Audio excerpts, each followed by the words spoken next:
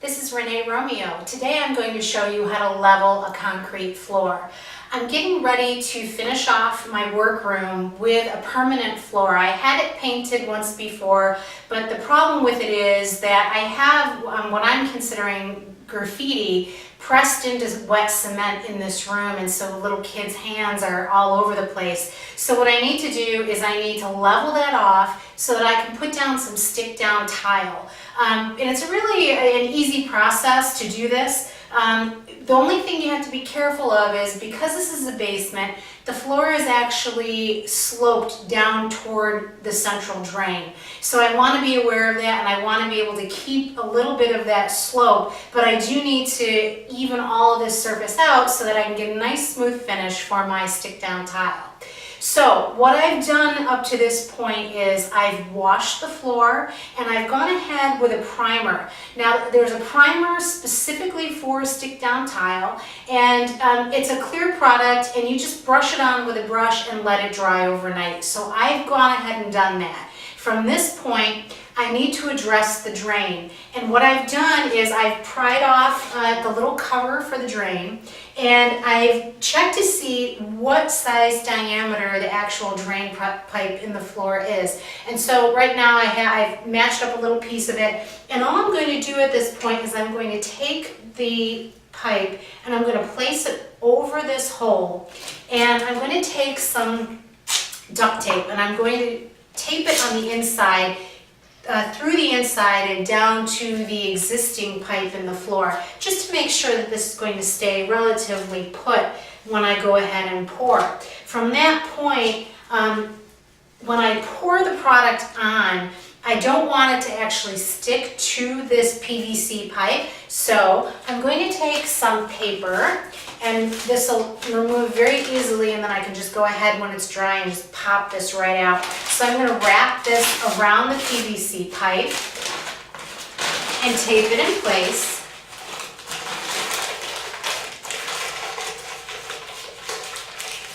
And that way, the product won't stick to it. So I'll really be able to remove that easily. So there was some heavy machinery that was in here cutting out this section of flooring. And the section is about, I'd say about 4 feet wide.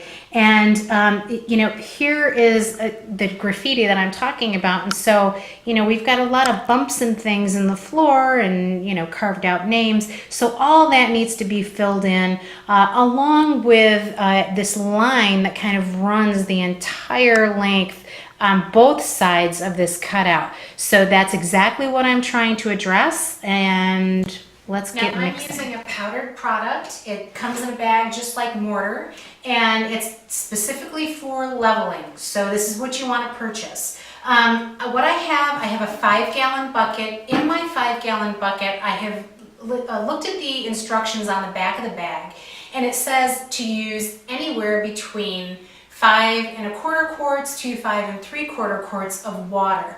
And I have erred on the side of adding the least amount, so I have 5 1/4 quarts of water in the bottom of the bucket.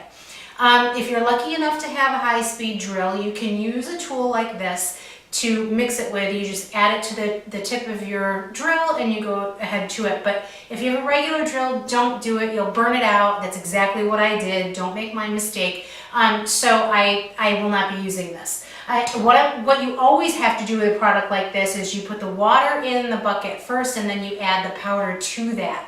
Once that's in there, I'm just going to go ahead and take a regular old stick and just mix it. So the mixing process will be a little bit longer. It says to do it for 2 minutes if you have an electric drill, but it might take me 3 or 4 or 5 minutes to get it all mixed in with just a stick. So you don't need anything special for this. So let's go ahead and open this and see what the consistency is. It's usually a very fine powder. And quite frankly, if the weather were nice today, I would be outside mixing this, because you really don't want to have the powder come up into your face. And so, as a matter of fact, I'll go ahead and put on one of my face masks just to protect my lungs. So we're just going to go ahead and start dumping in the product.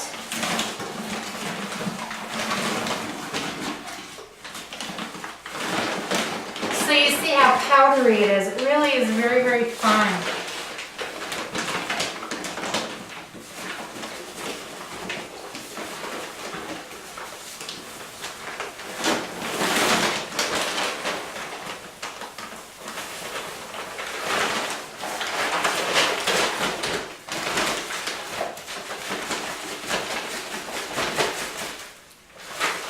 Okay, now that I've made a mess, I'll just go ahead and start mixing.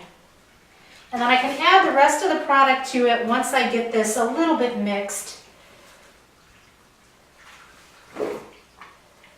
It is more of a liquid type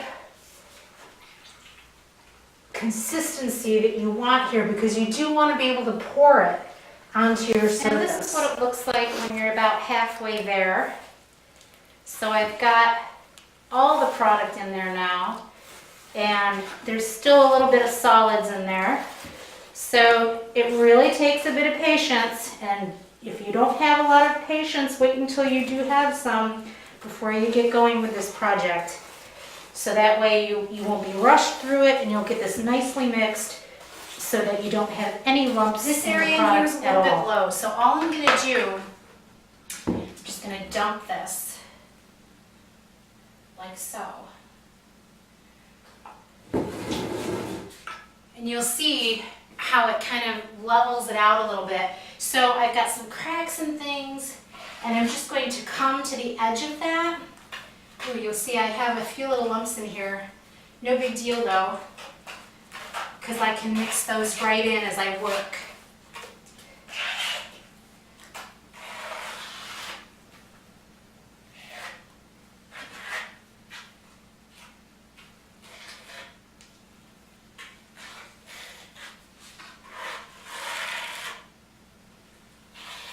And they say to use a tool like this to feather the edges.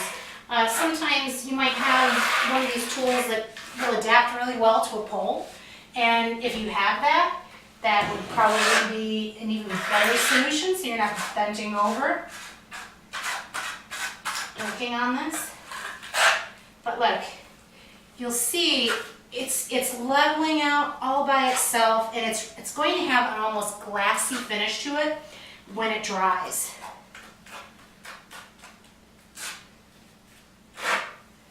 So I'm just going to continue this process until I reach the other side and get all of this filled in. Now let's watch those handprints just disappear.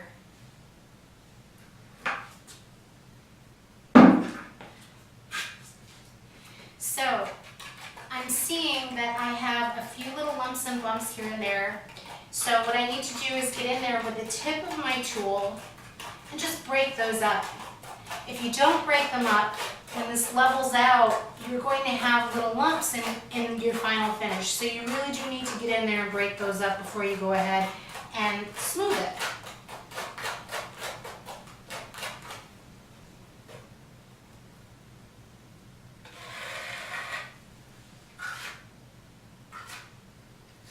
And then you lightly feather out your edges so that it'll just blend right in with the existing floor.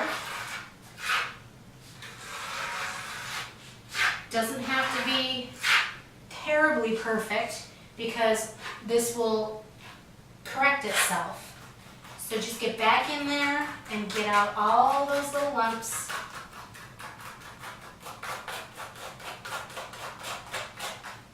And then you can smooth it. Well, it's all done. It's a really thin coat. There's not a lot of product on here. It's an entire bucket, but over the course of the entire floor, it really is just a very thin coat. So this is how you do it. I'll show you what it looks like when it's all dry tomorrow. You have to let it dry 12 hours before you can do anything else with it. You can walk on it after 4, but I would just recommend that you go ahead and just leave it. And if you do notice any little lumps at this point, just go ahead and try to mix them in, and it'll work out just great. And this will be a much better surface to put stick down tile on versus what was here before. The floor leveler has dried. It looks really nice.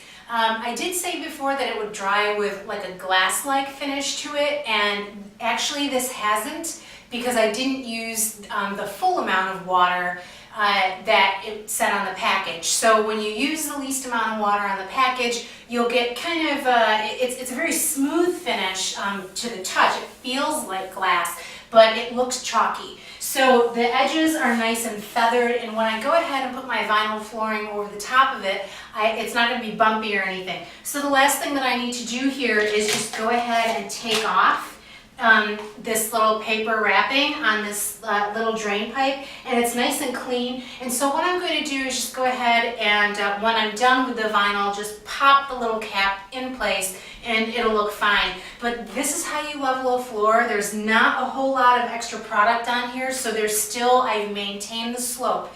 So when you're doing this in a basement situation, please don't put bag after bag after bag on top of this, because what will wind up happening is you'll lose your slope, and if you ever have a flood, your water won't reach any of the drains that necessary to get that water moving and out of your basement in case there's a flood. So very, very simple. It's a very simple project, and it's a great way to prep for vinyl before you put it down.